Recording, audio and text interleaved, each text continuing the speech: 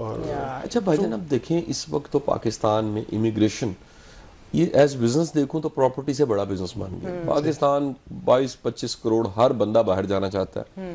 और यूके क्योंकि एस्टैब्लिश है लोगों के दिमागों में, अगर हम किसी को कहें ना कि जी आप किसी और मार्केट को देख लें, साउथ अफ्रीका मार्केट, कीनिया देख लें, आप मोरक्को देख लें, हांगकांग, वो कहते हैं नहीं जाना तो यूके जाना। गाने बने हुए हैं ऐसे, यकीन करें, लंदन पे गाने बने हुए, शाहरुख खान ने पिक्चराइज हुए हैं कि ठीक है कि नहीं। तो अब ये जो यूके जाने का एक क्रेज है, ये जो आज तक खत्म नहीं हुआ, कभी हम कॉलोनियल थे, यहाँ पे राज उनका था, पिछले 76 साल से वो जा चुके हैं, लेकिन हम जाना चाहते हैं अब वहाँ। और बड़ी बड़ी कामयाबी की कहानी है हमारे वहाँ पर, बड़े कह लीजिए पार्लियामेंटेरियन ऐसे हैं, एमपीज हैं, बड़े बड़े ऐसे लोग हैं जो एशियंस हैं और बिलखसूस पाकिस्तानी हैं, बिजनेस सक्सेस स्टोरीज बड़ी हैं। ये हमारे यंगस्टर्स जो यहाँ से वहाँ जाना चाहते हैं, कुछ बिटर रियलिटीज़ हैं जो उनको जाननी चाहिए। मेरा ख्याल है कि आप ये आज के प्रोग्राम के ज़रिए, कोई भी बच्चा यूके जाना चाहता है पढ़ाई के लिए, सेटल होने के लिए, कोई फैमिली जाना चाहती है, अपने मुस्तकबिल को शानदार बनाने के लिए जाना चाहती है, जो हकायक हैं वो क्या है, मैं आपकी ज़ुबानी कोई 1 2 3 करके हमें बताइएगा, ताकि वो थोड़े से अलर्ट भी हों लोग कि यार ये हकायक ही हैं और हम किस ट्रक की बत्ती के पीछे लग के कहाँ पहुंच जाए। हर कोई यूके की बात कर लेते ना, वो ना करें। देखें यूके अट्रैक्शन इसलिए सबसे ज़्यादा कि अबाउट 2 मिलियन पाकिस्तानी हैं। अगर आप पूरा साल अंग्रेज़ी ना बोलना चाहें तो कोई मसला नहीं है आपके लिए। कुछ ऐसे इलाके हैं, ये एक सबसे बड़ी वजह, रिश्तेदार हर एक के वहाँ पे हैं। और दूसरा है कि अंग्रेज़ी बोली जाती है, ज़ुबान का इतना ख़ास मसला नहीं है, लोगों को लोग सीख लेते हैं आसानी से, तो इस वजह से लोग यूके जाना चाहते हैं। बाकी रहेगी बात पॉलिसीज़ की। यूके गवर्नमेंट की जब इकॉनमी पे कोई वक्त बुरा आता है तो स्टूडेंट की पॉलिसीज़ नरम कर देते हैं, वर्क परमिट की पॉलिसीज़ नरम, जैसे कोविड के बाद उनके पास लेबर नहीं थी तो उन्हें वर्क परमिट नरम कर दिया, उन्होंने यूरोपियन यूनियन से निकले तो उन्हें वर्क परमिट को नरम कर दिया। लेकिन जब उन्हें निकालना होता है तो जहाज़ भर भर के निकाल देते हैं, उनको वो भी तरीका आता है, अपनी इकॉनमी को बेहतर करते हैं, उसके बाद निकाल देते हैं। लेकिन ठीक है, हमारा अगर फ़ायदा होता तो हमें ज़रूर करना चाहिए। लेकिन सबसे पहले तो देखें, ये जो एजेंट्स ने यहाँ पे माफिया बनाया हुआ है ना, हमें उसको तोड़ने की ज़रूरत है इस मुल्क में भी। आपने अगर एडमिशन लेना है तो हर जो बच्चा जो पढ़ा लिखा है, जिसके हाथ में कंप्यूटर है, डिवाइस है, सारा दिन टिकटॉक देखता है, सारे काम करता है, तो क्या अपना एडमिशन नहीं खुद करा सकता? बिल्कुल करा सकता है। अगर वो खुद एडमिशन कराएगा, 2-3 यूनिवर्सिटीज़ में खुद एप्लीकेशन देगा तो उसका बड़ा आसानी से अच्छा एडमिशन हो जाएगा, सस्ती फीस के साथ हो जाएगा, वो निगोशिएट भी कर सकेगा। जब एजेंट के हाथ में होता है तो एजेंट का काम होता है, वो कहता है आप फुल फीस जमा कराएं, क्योंकि फुल फीस जमा कराएंगे तो उसको 10-12% कमीशन मिल जाएगी, 5-7% से लेके, ठीक है। फिर वो किस यूनिवर्सिटी में करा रहा है आपको कोई पता नहीं होता, आपकी रिसर्च कोई नहीं होती।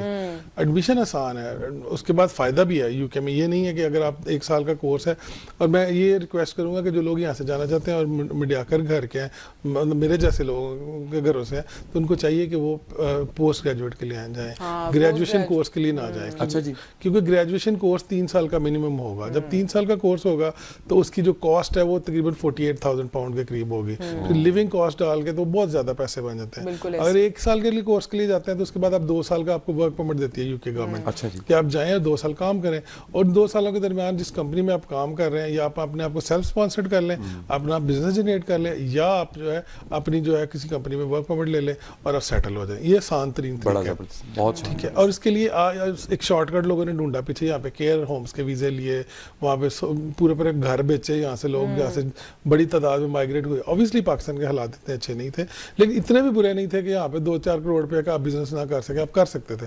लेकिन आपने आसानी देखी, आपने अपना सोचा, मतलब वही था कि यहाँ से निकले जी, निकले जी, निकले।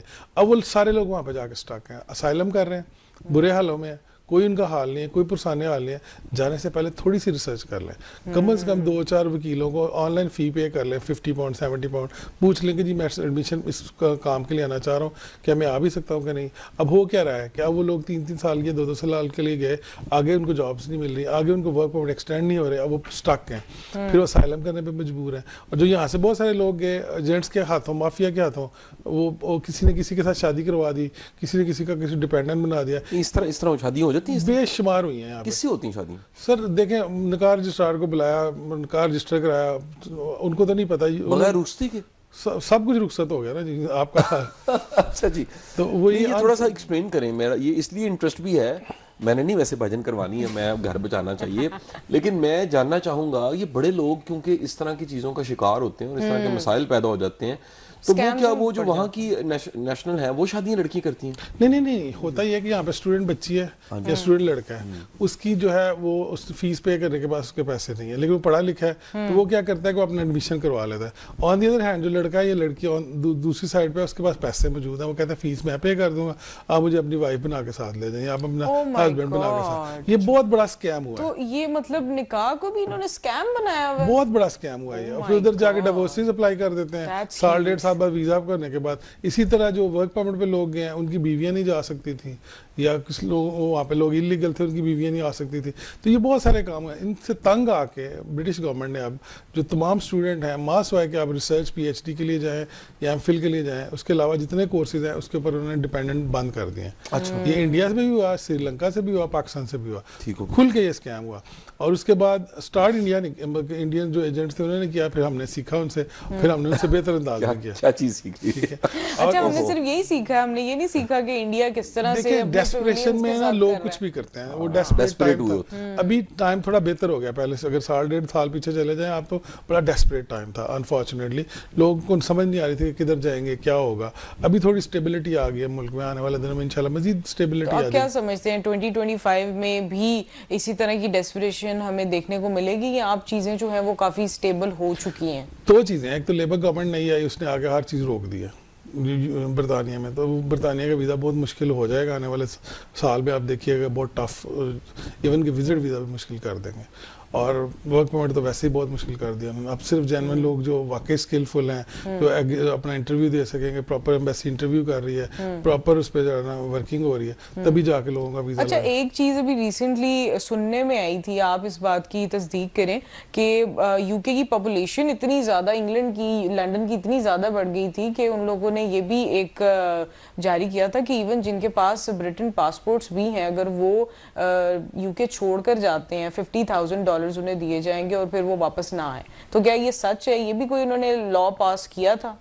एक स्कीम उन्होंने जरूर शुरू की थी और करने की कोशिश की थी पिछली गवर्नमेंट ने, लेकिन आबादी को बहुत ज्यादा नहीं बढ़ी। अगर आप देखें कई 40 सालों में सिर्फ आबादी का तनासब चेंज हुआ है। बहुत सारे लोग कहते हैं ना इमिग्रेंट लंदन ज्यादा में- आ गए हैं, वो चाहते हैं कि इमिग्रेंट ना इतने ज्यादा आए, तो जो कि नेट माइग्रेशन इसको कहते हैं, यानी कि कितने मुल्क से लोग छोड़ के गए और कितने नए आए। और नेट माइग्रेशन वो 2-2.5 लाख से ऊपर नहीं करना चाहते कि हर साल 2-2.5 लाख बंदा ही बढ़े, ज्यादा ना बढ़े। ये ना हो कि बरतानिया से ज्यादा लोग, क्योंकि हो क्या रहा है कि जो मुकामी लोग हैं वो छोड़ के जा रहे हैं, यानी जो लंदन में रह रहे थे वो लंदन से बाहर शिफ्ट हो गए हैं। लंदन में तो आप शायद सब जाते रहते हैं, आपको पता है कि बड़ी मुश्किल गोरा देखने को मिलता है। ऐसे ही है। वैसे हाँ तो जी, ऐसे ही। और बहुत सारे especially लोग जिन- तो लंदन के कुछ एरियाज को कह रहे थे, ऐसा लगता है अनारकली आ गए। ऐसे ही साउथ हॉल चले जाएं, ग्रीन स्ट्रीट चले जाएं, इल्फर्ड आ जाएं, वॉल्थनस्टो चले जाएं, ये तो वो इलाके हैं जिधर आपको गोरा जो है वो सैकने को मिलता है। आप देख भी नहीं सकते। को क्या वर्ड वैसे बोला, सैकना, सही। तो अब ये ऐसे नहीं लगता जैसे सारे, क्योंकि कानूनी हमरे हम बदला लेने जा रहे हैं, वापस गोरों को भगा रहे हैं वहां से।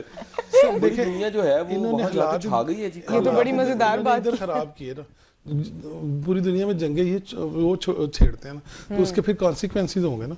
अब अफगानी जा रहे हैं, पाकिस्तानी जा रहे हैं, उसके बाद अब सीरियंस जा रहे हैं, लिबियंस जा रहे हैं, सारे जा रहे हैं ना। तो फिर आपने उस इन्फ्लक्स को रोकना है तो आपको जंगे रोकनी पड़ेंगी।